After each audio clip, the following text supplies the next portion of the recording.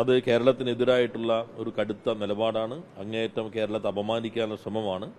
അതിനെതിരെ കക്ഷിരാഷ്ട്രീയത്തിന് അതീതമായി നാട് പ്രതികരിക്കേണ്ടതുണ്ട്. ഇന്ത്യയിലെ ഓരോ സംസ്ഥാനത്തിനും അവരുടേതായ അഭിമാനമുണ്ട്. അതിനെ അപമാനിക്കുന്ന രൂപത്തിൽ കേന്ദ്ര ധനകാര്യമന്ത്രി പ്രതികരിച്ചത് അങ്ങേയറ്റം തെറ്റാണ്. വ്യവസായ മന്ത്രി പി രാജീവിൻ്റെ വാക്കുകളാണ് പ്രേക്ഷകർ കേട്ടത്. കഴിഞ്ഞ ദിവസം രാജ്യസഭയിൽ കേന്ദ്ര ധനകാര്യമന്ത്രിയായ നിർമ്മല സീതാരാമൻ സംസ്ഥാനത്തിൻ്റെ നോക്കുകൂലിയെക്കുറിച്ച് കുറച്ച് കാര്യം പറഞ്ഞിരുന്നു. വസ്തുതാവിരുദ്ധമായ കാര്യമായിരുന്നു. അതിനെക്കുറിച്ചാണ് മന്ത്രി പി രാജീവ് ഇവിടെ സംസാരിക്കുന്നത്. എല്ലാ സംസ്ഥാനത്തിനും അതിൻ്റേതായ അഭിമാനമുണ്ട്, അതുപോലെ കേരളത്തിനുമുണ്ട് എന്ന് മന്ത്രി പി രാജീവ് വ്യക്തമാക്കുന്നുണ്ട്. മാത്രമല്ല, ഒരു ധനകാര്യമന്ത്രിക്ക് ചേർന്ന നിലപാടല്ല അവർ കാണിച്ചത്, നിർമ്മല സീതാരാമൻ രാജ്യസഭയിൽ കാണിച്ചതെന്നും വ്യക്തമായിട്ട് പി രാജീവ് ഇവിടെ സംസാരിക്കുന്നുണ്ട്. ഈ സംഭവത്തെക്കുറിച്ച് ഒരുപാട് ചർച്ച വരുന്നുണ്ട്. അതിനുള്ള എല്ലാ ചർച്ചകൾക്കുള്ള മറുപടിയാണ് മന്ത്രി പി രാജീവ് ഇന്ന് മാധ്യമപ്രവർത്തകർക്ക് മുന്നിൽ നൽകിയിട്ടുള്ളത്.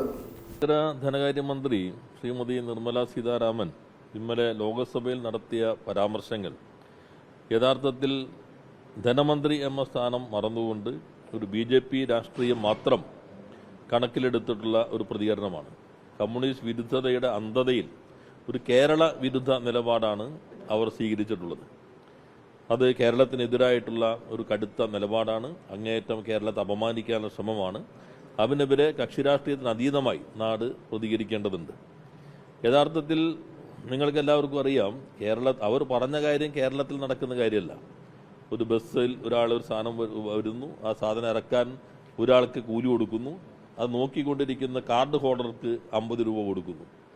അത് ഇവിടെ നിർത്തിയതായിട്ട് മുഖ്യമന്ത്രി ഇന്റർവ്യൂവിൽ പറഞ്ഞിരുന്നു. ഇങ്ങനെയാണ് സഭയ്ക്കകത്ത് അവർ പരാമർശം നടത്തിയത്. അത് കേൾക്കുന്നവർക്കറിയാം ഇത് കേരളത്തിലുള്ള കാര്യമായിരിക്കില്ല, അവർക്ക് പരിചിതമായ മറ്റേതെങ്കിലും സംസ്ഥാനത്തെ കാര്യമായിരിക്കും.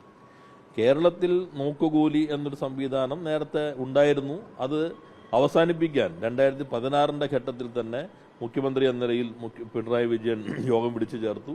എല്ലാ ട്രേഡ് യൂണിയനുകളും ഞങ്ങളുടെ നിലപാട് അതല്ല എന്ന് വ്യക്തമാക്കുകയുണ്ടായി. അത് ഏതെങ്കിലും രാഷ്ട്രീയ പാർട്ടിയുമായി ബന്ധപ്പെട്ടിട്ടല്ല, എല്ലാ ട്രേഡ് യൂണിയനുകൾക്കകത്തും ഒരേ നിലപാട് അവർ സ്വീകരിക്കുകയുണ്ടായി. എന്നാൽ അത്തരമൊരു തെറ്റായ പ്രവണത ഇവിടെ ഉണ്ടായിരുന്നു. അത് നമ്മൾ നിർത്തലാക്കി എന്ന് പരസ്യമായി തന്നെ നിലപാട് സ്വീകരിച്ചിട്ടുള്ളതാണ്. എന്നാൽ അത് നിർമ്മല സീതാരാമൻ പറഞ്ഞിട്ടുള്ള നോക്കുകൂലിയല്ല. യഥാർത്ഥത്തിൽ അവർ പറയേണ്ടിയിരുന്നത് എന്തുകൊണ്ട് മഹാരാഷ്ട്രയിൽ ഒരു മന്ത്രിക്ക് രാജിവെക്കേണ്ടി വന്നു. നാരായൺ മുണ്ട് രാജിവെച്ചത് അവിടുത്തെ ഒരു ജില്ലയിലെ പ്രധാനപ്പെട്ട വിൻഡ് പവർ കമ്പനിയുമായി ബന്ധപ്പെട്ട് അവിടെ ഉണ്ടായ തർക്കങ്ങളെ തുടർന്നാണ്.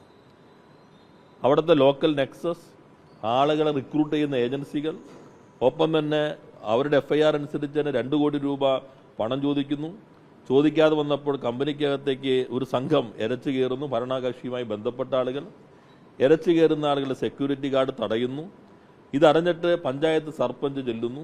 സർപഞ്ചിനെ തട്ടിക്കൊണ്ടുപോകുന്നു. തട്ടിക്കൊണ്ടുപോയി കൊലപ്പെടുത്തുന്നു. സന്തോഷ് ദേശ്മുഖ് എന്ന സർപഞ്ചിനെ കൊലപ്പെടുത്തുകയാണ് ചെയ്തത്. ഈ 2024 ഡിസംബറിലാണ് ഇന്ത്യയിലെ ഒരു സംസ്ഥാനത്ത് വ്യവസായ കേന്ദ്രം എന്നറിയപ്പെടുന്ന, സാമ്പത്തിക തലസ്ഥാനം എന്നൊക്കെ അറിയപ്പെടുന്ന മഹാരാഷ്ട്രയിലെ ബീഡ് ജില്ലയ്ക്കകത്ത് അവാടി എന്ന് പറയുന്ന വളരെ പ്രധാനപ്പെട്ട ഒരു പവർ കമ്പനിക്കകത്ത് കയറി അവിടെ വെച്ച് അന്വേഷിക്കാൻ വന്ന പഞ്ചായത്ത് സർപഞ്ചിനെ കൊലപ്പെടുത്തി.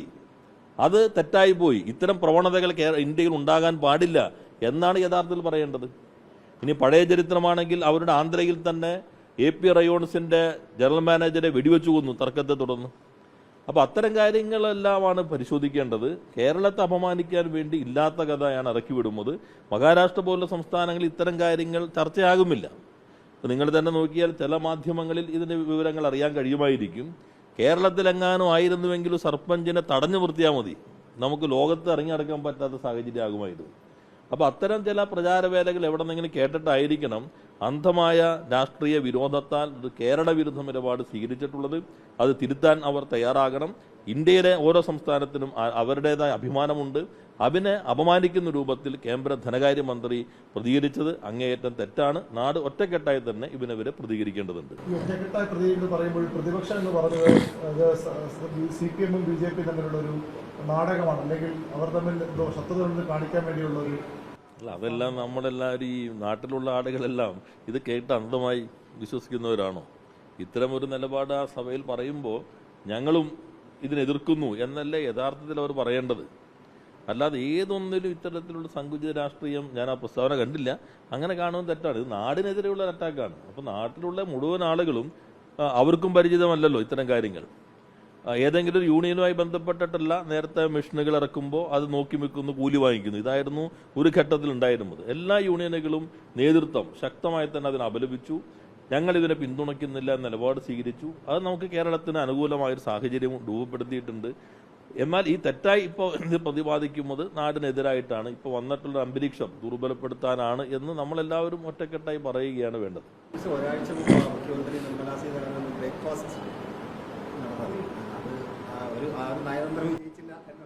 അല്ല, അങ്ങനെ കാണേണ്ടതില്ല. നമ്മളിപ്പോൾ നമ്മൾ പറയുന്നതെല്ലാം ഓരോരുത്തർക്കും അവരവരുടെ രാഷ്ട്രീയം ഉണ്ടാവുമല്ലോ. അത് മുഖ്യമന്ത്രി വ്യക്തമാക്കിയല്ലോ. ഇന്നലെ നടത്തിയത് ശരിക്കും ഒരു രാഷ്ട്രീയ പ്രസംഗം മാത്രമാണ്. ആ പ്രസംഗത്തിൻ്റെ മാധ്യമങ്ങളിൽ വന്ന ഭാഗവും സഭാ ടി വി അവിടുത്തെ ടി വിയിൽ വന്ന ഭാഗവും നോക്കുമ്പോൾ ഒരു ധനമന്ത്രിയുടെ പ്രസംഗമല്ല ഇന്നലെ നടത്തിയത്. പൂർണ്ണമായിട്ടും രാഷ്ട്രീയ പ്രസംഗമാണ്. അത് മുഖ്യമന്ത്രി പറഞ്ഞ കാര്യം വളരെ ശരിയാണല്ലോ. ഒരു കൂടിക്കാഴ്ച കൊണ്ട് രാഷ്ട്രീയം ആരുടെയും ഉരുകിപ്പോവില്ല എന്ന് അദ്ദേഹം പറയുകയുണ്ടായല്ലോ. അത് ശരിവയ്ക്കുമ്പോഴായിരിക്കും.